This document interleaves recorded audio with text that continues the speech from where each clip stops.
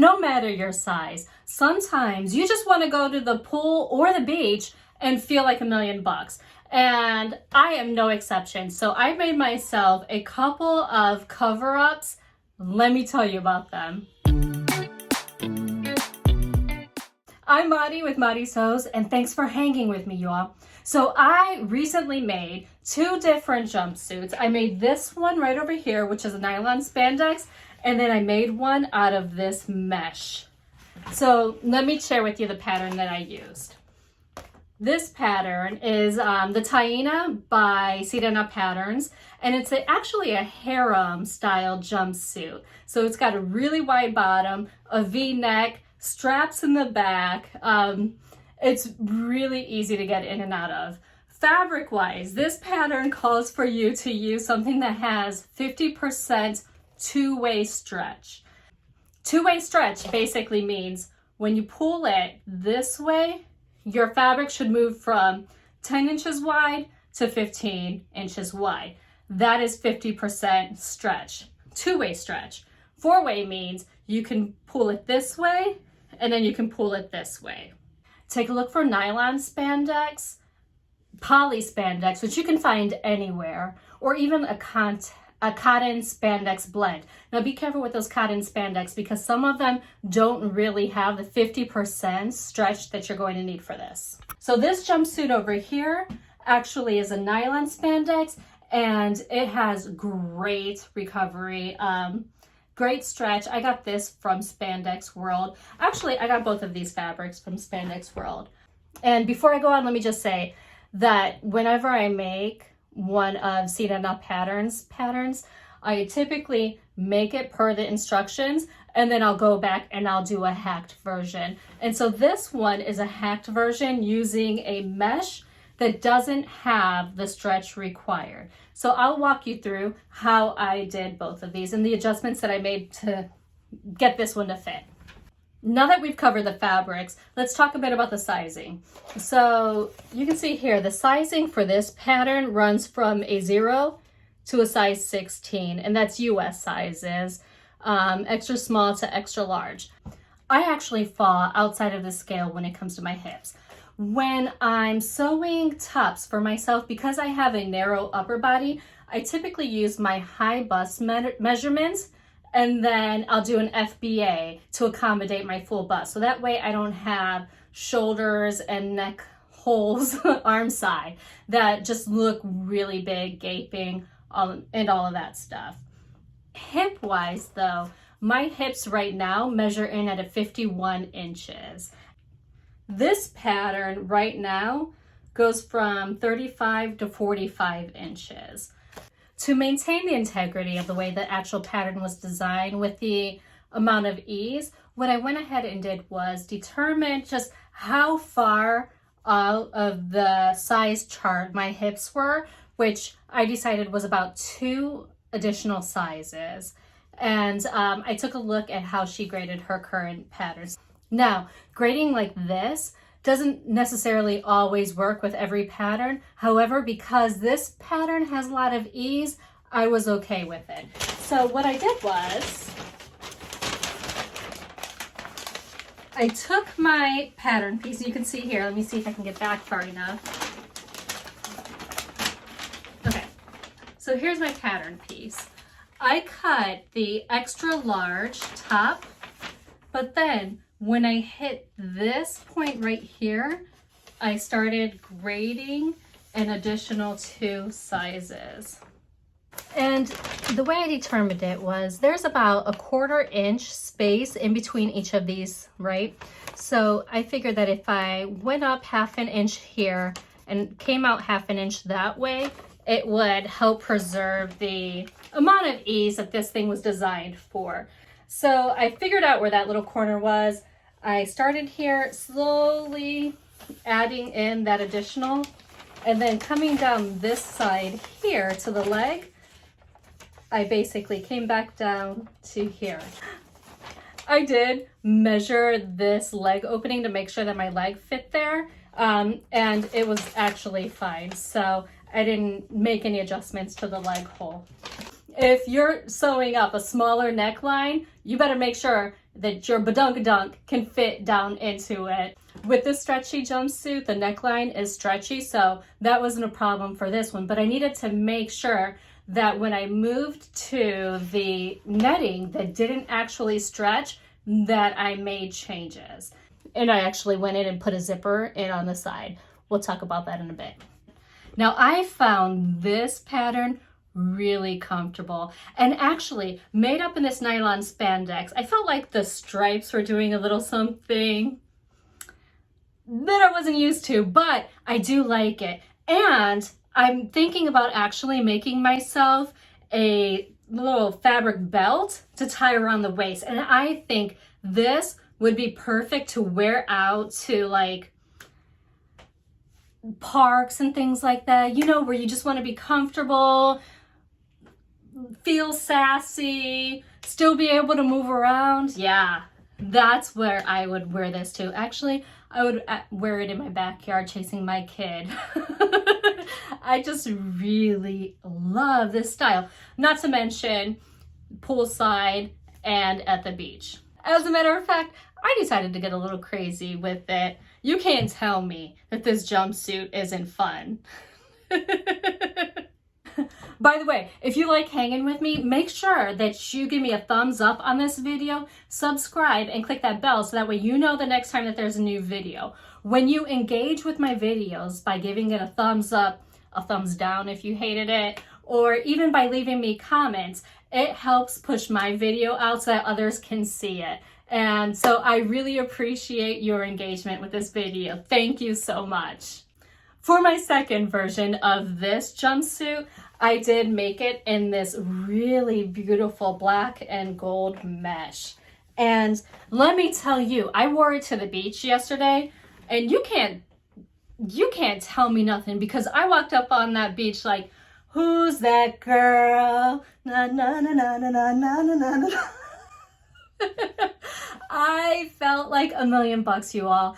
And I just need to tell you how I adjusted the pattern so that way you can make yourself one too, because I promise you, you are gonna feel freaking amazing in this thing. Let me tell you about this fabric. I got this fabric at Spandex World. Actually, I got both of these fabrics at Spandex World. This is their black and gold mesh, and I'll link to it. I actually think it's on sale right now for $10 a yard, so it's marked down pretty significantly. So if you are interested in this mesh, make sure that you hop over there.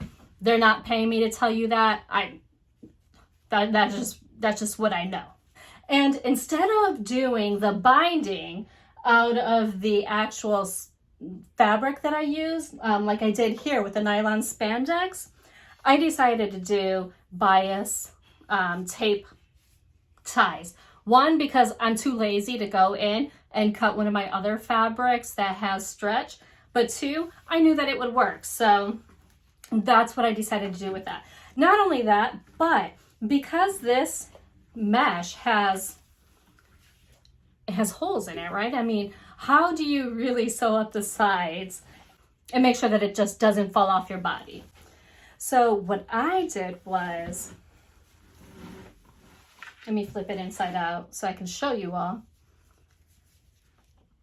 I went ahead and I enclosed both sides of those seams into this bias binding. Now I could only find the double folded wide bias binding in black at my local Joann's, and so that's what I picked up. They do have bias binding that comes smaller, and that's what I would have preferred for this one, just because the seam allowances I believe are 1/4 inch for this, and so I knew I was taking away some of the width with my actual binding. Again, it wasn't an issue towards my the lower end of my body because this thing is a really huge rectangle, but I was concerned about the neckline, getting in and out of that. So if you're going to use this wider bias binding, make sure that you measure your pattern pieces to ensure that the neckline will indeed fit you.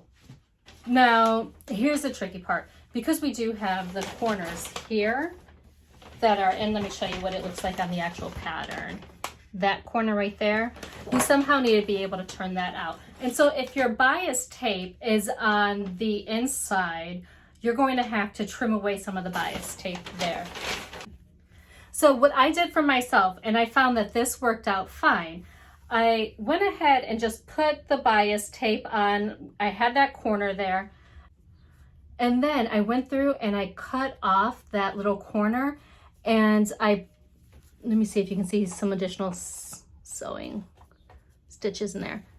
I stitched close to that cut line so that way this wouldn't unravel. And by doing that, I was actually able to, I'm just gonna flip that corner in, pull it out, and there you go. It looks fine. It did dawn on me that I could have just put the bias tape on the outside of my garment. Now, that wasn't really the look that I was looking for, but if I was looking for some good contrast, or if you are when you make yours, put your bias tape on the outside and then you don't even have to worry about flipping those corners. This one actually fits me pretty well. With this bias tape applied, I think I have about an extra inch or so. So, I mean, it fits pretty snug around my back area, which I really like.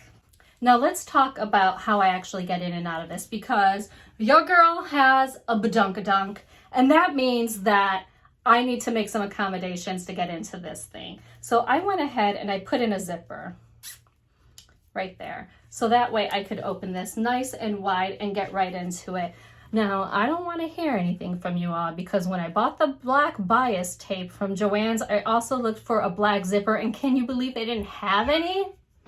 They need to do better, because I'm tired of walking into my local Joann's and not being able to find some really basic supplies. The way that this binding actually gets applied is, when you're looking at the back here, it's the entire back piece coming up to the corner here is all one continuous piece. But because I put a zipper in my black one, I inserted my zipper first, and then I did that one continuous piece coming up the side up to the one corner, and then I did the other little tiny edge there. So I did that, and then after I had that back piece binded, I went ahead and I attached the front piece. I sewed up this V in the actual binding first, and then I attached it. Now, I just left these ties super long, and I'm actually thinking about going back and putting some gold beads at the ends here.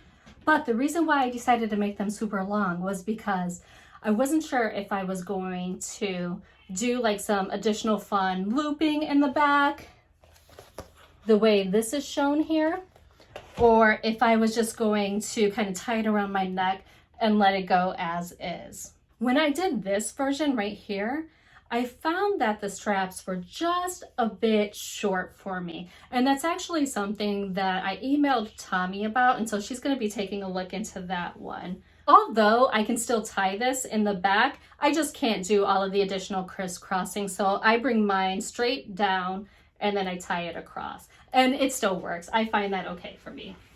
And let me tell you, you all, I felt so freaking amazing in this. I mean, probably like borderline vain. I mean, we were walking onto the beach. I had my kid in one hand. I had my beach bag around my shoulder.